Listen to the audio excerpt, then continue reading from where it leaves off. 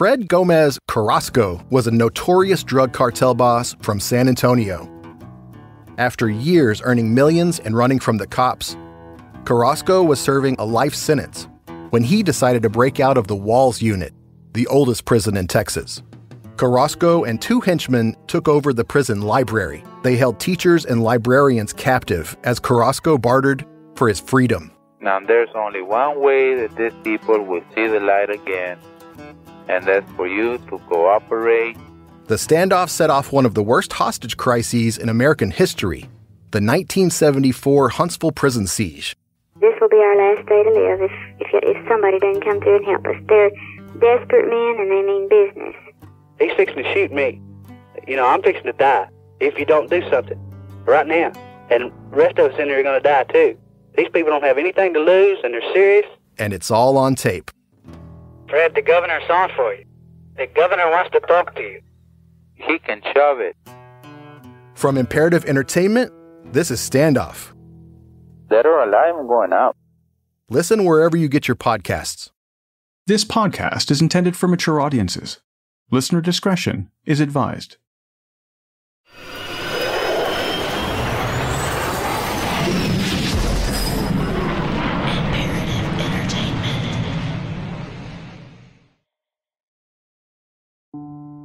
The Associated Press.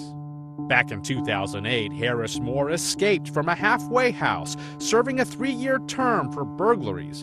Since then, he has been suspected of stealing planes, boats, cars, breaking into homes and businesses, some calling him the Barefoot Bandit.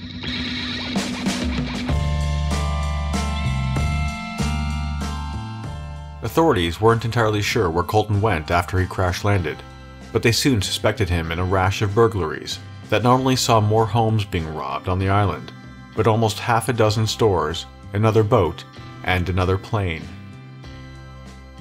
He stole the second plane on September 11, 2009, from the Friday Harbor Airport, located northwest of Camano Island. The $500,000 Cirrus SR-22 was a more advanced aircraft than the Cessna he had flown and crashed almost half a year earlier. Once in the air, the 18-year-old flew the short distance south to Orcas Island Airport, the same place that he had stolen the first plane. The big difference with this flight was that he had done it at night. He somehow managed to not only find the tiny island airport with few visual references to rely on, but actually landed the aircraft with little damage. According to the airport manager, the landing resulted in a broken runway light, but the plane itself was still flyable. The following night, Colton was spotted by a police officer in a nearby town. The officer gave chase, and like every time before, Colton vanished into the woods. My name is Eric Crosby. Welcome to this episode of True.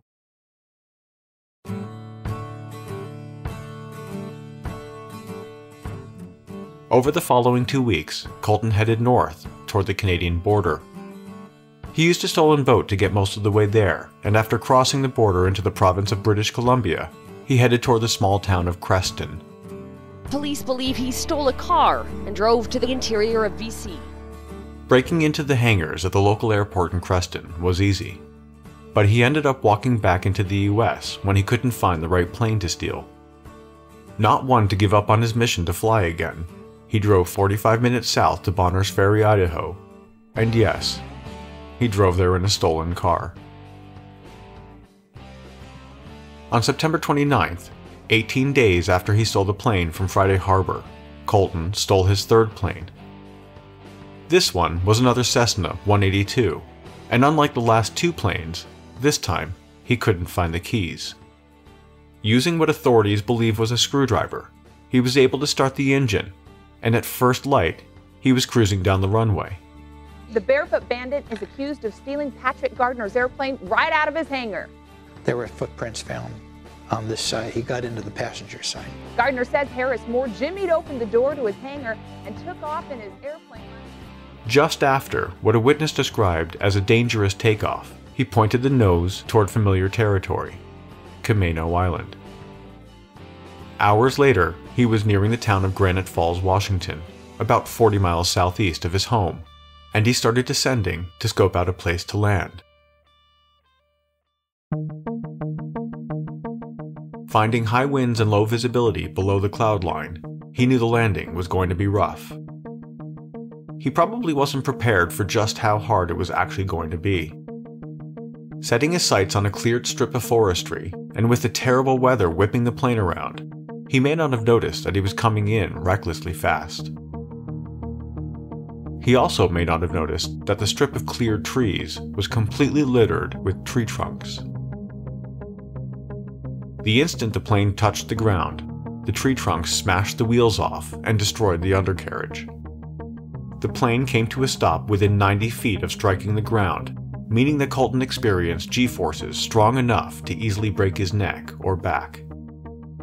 If it weren't for the airbags immediately inflating upon impact, he would most likely not have survived.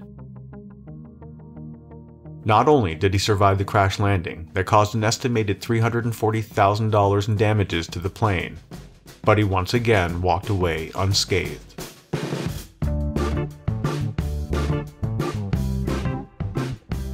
Colton disappeared after that. Police believed he may have again been living in the many empty summer homes on the surrounding islands. The local sheriff was quoted saying, "You could step into one of these cabins and live there for months." He's comfortable living in the woods, and there's a lot of places where he can hide himself, and he did a lot of his operations at night under the veil of darkness. I certainly would like to apprehend him. I think a lot of folks would. During this time, the almost unbelievable stories of his misadventures were gaining him a bit of celebrity. One of his fans created a Facebook page dedicated to the Barefoot Bandit, reportedly attracting over 100,000 members at its peak. Colton Harris Moore t-shirts, songs, and million-dollar movie deals soon followed. It's got movie written all over it. You know, you can imagine the money he could make. He'd become an internet cult hero who had tens of thousands of followers on Facebook. You can't make this stuff up. This is crazy. I'd say this is like out of a movie, and it's going to become a major motion picture. It's an extraordinary tale of a brilliant young man who sadly went off the rails. Just over 4 months after the crash at Granite Falls, Colton emerged from his mystery hideout, ready to try it again. On February 10th, 2010, he took off in another Cirrus SR-22, stolen from another local airport. This time, a naval radar station tracked the flight closely to ensure it didn't cross into the no-fly zone set up around the Winter Olympics, happening across the Canadian border in Vancouver. We're told whoever flew it came very close to the restricted flight zone set up for the Vancouver Olympics, and used the code word and got the wrong code. You're supposed to give a code. Anyway. But not long after takeoff, Colton landed the plane a short distance away at Orcas Island Airport. According to the airport manager, the plane was left in almost perfect condition. As soon as he landed, Colton robbed a local market of cash and food, leaving behind dozens of footprints drawn with chalk. At the front door, he wrote simply, "See ya." I came in and there was large footprints, 39 of them, giant footprints all the way around the deli. And then they kind of turned, and then he was going out the side door with footprints, and it said, "See ya." A former swimsuit model and naval officer create a body-positive ballet academy that ends up in a cold-blooded killing. A Brazilian supermom starts a cult-like family, adopting 37 children, and then she marries one of them. Then the children team up to brutally murder the husband, who's also the stepbrother? Wondery's new weekly series, Scamfluencers, tells the unbelievable true stories behind some of the world's most infamous scams. From Wondery, co-hosts Sarah Hagee and Sachi Cool unpack what drove these scammers to deceive others and how our culture allows them to thrive. You'll hear how these charismatic and captivating people executed their schemes, conning people out of their money and sometimes their lives. Each season, Scamfluencers will immerse you in the shocking tale of fraudsters, their victims, and what happens when the facade comes crashing down. Listen to Scamfluencers on Apple Podcasts, Amazon Music, Spotify, or you can listen early and ad-free by joining Wondery Plus in the Wondery app. We all want love, that happily ever after feeling of finding your soulmate. What if someone not only claimed they could help you find that perfect partner, they guaranteed it? Jeff and Shalia, a young couple famous on YouTube, teach about twin flames, a deep romantic connection with your perfect ultimate partner in their videos. It's a divine love. You're designed for no one else, and they're designed for no one else. But the path to finding your twin flame isn't so simple. Those who start to doubt the group are instructed to cut ties with friends and family that are holding them back and to corner and claim their twin flame through stalking and intimidation. By the time some members are able to leave the group, they don't even recognize themselves, and the harassment to rejoin makes them fear for their safety. From Wondery, Twin Flames is a podcast about what happens when the quest for love turns into a dangerous obsession. Follow Twin Flames on Apple Podcasts, Amazon Music, or you can listen early and ad-free by subscribing to Wondery Plus in Apple Podcasts or the Wondery app.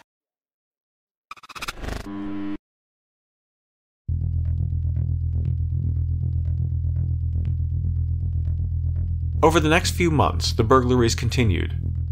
Federal agents were brought in because so many of his crimes were being committed across state and international lines. Together with several state and local police departments, the search for Colton was intensified, ultimately with no success. We have the Border Patrol looking for him, we have the Canadian officials looking for him, we have Homeland Security, the FBI. I mean, he's getting more attention in the United States than Bin Laden. At one point, bounty hunters were brought in to track him down. They too were unsuccessful. The 19-year-old had somehow managed to elude authorities and bounty hunters alike for almost 2 years. The authorities chasing him because you would go and go and go and never seem to catch him. Yeah, this is like the movie, Catch Me If You Can. Yes. We were always just a few steps behind Colton. On May 15th, 2010, Colton is seen on security video stealing a boat from a nearby island marina. He leaves it floating off Camano Island. After that, Colton starts heading south. A couple of weeks after he was captured on video at the marina, he found himself in the city of Raymond, located almost 200 miles south of Camano Island. In what's now a popular fan favorite, while there, Colton left money at an animal clinic with a note that read, "Drove by, had some extra cash. Please use this money for the care of animals. Signed, Colton Harris Moore, aka the Barefoot Bandit." He continued 50 miles south to where, on June 1st, he stole a $450,000 powerboat, taking it another 15 miles or so, landing in Oregon. He headed another few miles inland to a local airport, where he attempted to break into another Cessna. With no luck getting into the cockpit, he broke into a Hertz car rental and drove off in a stolen rental car. He traveled about 200 miles south and left the car near a farm. A week later, he tries to steal another plane, but fails and steals a car instead. The next few weeks would see him repeat this pattern, taking him to Wyoming, South Dakota, Illinois, Idaho, Nebraska, and Iowa. He was linked to burglaries and stolen cars in all of these states. Burglaries across 8 states and into Canada, stealing planes, The so-called Barefoot Bandit stretched from British Columbia and touched at least 8 U.S. states. The 19-year-old is suspected of committing more than 100 burglaries. Regional airports also continue to report signs of attempted break-ins. How many hangars did he break into? 3 hangars. How many planes did he try to steal? 1 plane. Vehicles? 3. By this point, the FBI had deemed Colton Harris Moore the most wanted teenager in the United States and offered a $10,000 reward for any information leading to his capture. His photo was plastered on FBI Most Wanted posters and circulated to agencies across the country. But it wasn't until July 11th, 2010, that authorities would find out for certain where their fugitive was hiding. His mother says it's impossible he's responsible for so many crimes. If he did everything they say he did, he'd have to be 60 years old. Nobody has that many hours in a day to do everything they say he did. A week earlier, on the 4th of July, Colton managed to successfully break into a locked hangar at Monroe County Airport in Bloomington, Indiana. He climbed into the cockpit of a Cessna 400, started the engine, and took off for what would be his longest flight yet. The 1,200-mile trip ended with a crash landing off the coast of Grand Abaco Island in the Bahamas. The landing skid path through here is about 50 yards long, and he lost a landing gear as he was making this crash landing. With the pocket GPS he used to fly down, a laptop, and a Walter PPK pistol, the same kind carried by fictional British spy James Bond, he climbed into a 44-foot speedboat and headed 40 miles to another island. From there, Colton stole another boat, this time a smaller 15-footer, and headed to Harbor Island. He arrived around midnight and was quickly spotted by a security guard as he tied up the boat.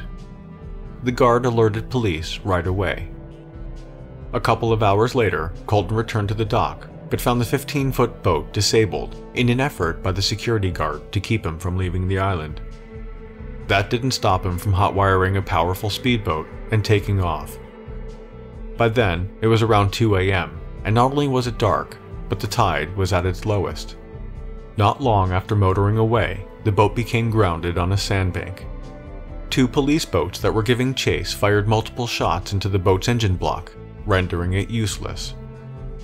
He stole a boat from a place called Harbor Island, and he made a big mistake. He was heading out to open ocean, hot pursuit of the Bahamian authorities right behind him. He hits a sandbar of all things, shoot out his engine so he can't flee anymore. He puts a gun to his head,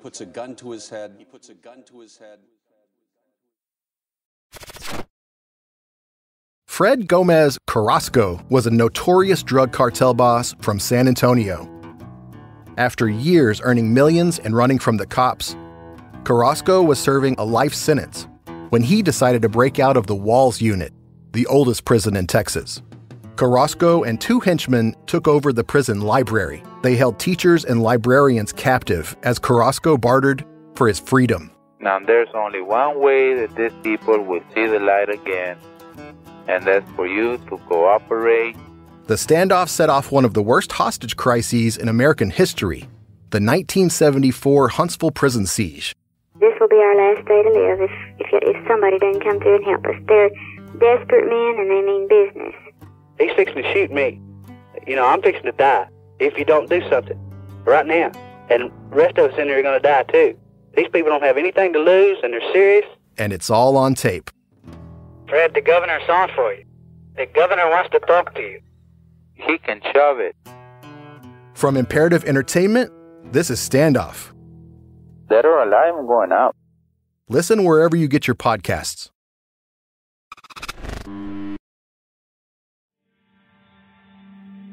After a brief but tense standoff, police successfully talked the teenager into surrendering. Before he did, though, he threw the laptop, pistol, and GPS into the water. The items were quickly recovered and bagged as evidence.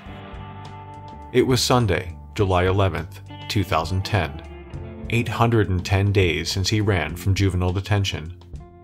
His incredible 2-year crime spree was over. The Barefoot Bandit has been caught by Bahamian police. Colton Harris Moore was arrested on Eleuthera Island of Eleuthera. The Seattle teen accused of stealing cars, boats, and planes. In the morning, he was transported by plane to Nassau, the capital of the Bahamas. True to his nickname, Colton Harris Moore was barefoot when he was marched in handcuffs off a plane and into a police SUV in the Bahamas. Despite the rash of thefts and break-ins since arriving in the Bahamas, authorities only charged him with illegal entry and fined him $300. He pled guilty, paid the fine, and was deported back to the U.S. the same day. He was accompanied by federal agents to Miami, Florida, and on July 14th appeared before a federal judge. The judge decided that Colton would face charges in Washington state first, where it all began. There was, after all, a long list of jurisdictions that wanted a piece of him. This was a very complex case in the sense that there were so many crimes committed by the defendant in so many jurisdictions. So a week later, on July 21st, wearing handcuffs and leg irons, he was transferred back to his home state. Now, we know he's pleaded guilty to 7 criminal charges ranging from bank burglary to interstate transportation of a stolen aircraft. That's probably one of the biggest ones. He's going to be sentenced at a later date. On January 27, 2012, Colton was sentenced by the Federal District Court in Seattle to 6.5 years in prison. About a month earlier, on December 16, 2011, Colton was found guilty by the Island County Superior Court in Washington and sentenced to over 7 years in prison. Both federal and state sentences were ordered to be served jointly. Colton Harris Moore was released from prison in July 2016 and began a work release program doing low-level admin work at the office of the lawyer who represented him. Although he described himself as a pilot and airplane designer on his social media profiles, it may be a while before those fascinated by his crime spree stop describing him as the Barefoot Bandit.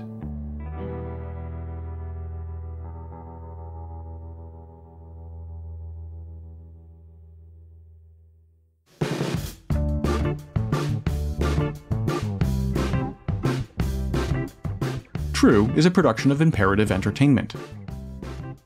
This episode of True was researched and written by me.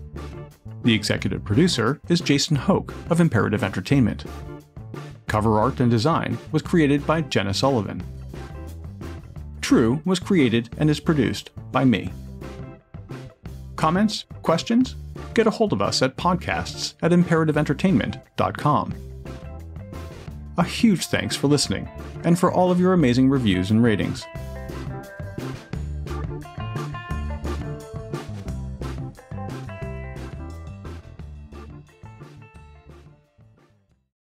Fred Gomez Carrasco was a notorious drug cartel boss from San Antonio. After years earning millions and running from the cops, Carrasco was serving a life sentence when he decided to break out of the Walls Unit, the oldest prison in Texas. Carrasco and 2 henchmen took over the prison library. They held teachers and librarians captive as Carrasco bartered for his freedom. Now there's only one way that these people will see the light again, and that's for you to cooperate.